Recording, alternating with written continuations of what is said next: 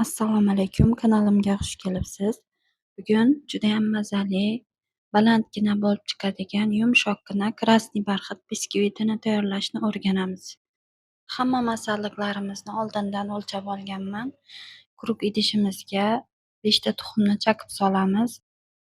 1 osh qoshiq qizil kraska solamiz. 1 osh qoshiq kakao solamiz. Kakaomiz men turechskiy kakaodan foydalandim. 2 kosa un solamiz. Unni albatta elab solishimiz kerak. 1 kosa shakar, 1 osh qoshiq qabartma, 2 osh qoshiq kukuruzniy kraxmal solamiz.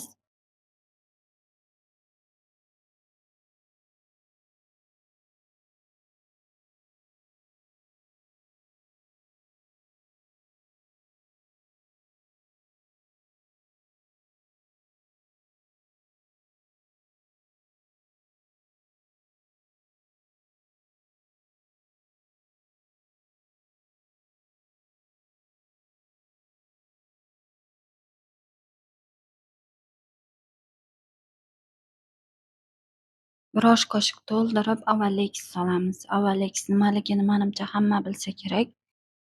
Avalexni konditerskiy magazindan topsa bo'ladi.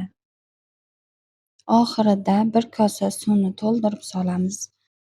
Hamma masalliqlarimizni solib bo'lgach, mikserimizni boshida past оборотda, keyin katta tezligida ko'pirtirib olamiz. Biskvitimiz 2 baravarga ko'payib, judayam chiroyli qizil xamir bo'lib chiqadi.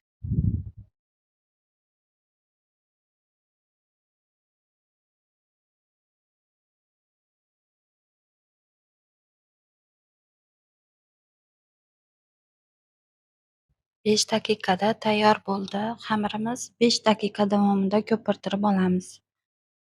Qo'l mikseri bo'lsa 7-8 daqiqada ko'pirtirib olasiz. Qolipimizni oldindan tayyorlab qo'ygan bo'lishimiz kerak va duxovkamizni oldindan yoqib qo'ygan bo'lishimiz kerak. Men 20 diametrli qolip 2 ta qolipga soldim.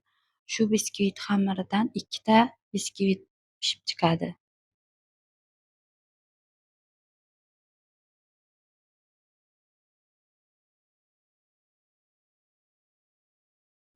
180 gradusda 50 daqiqada pishib chiqadi biskvitimiz.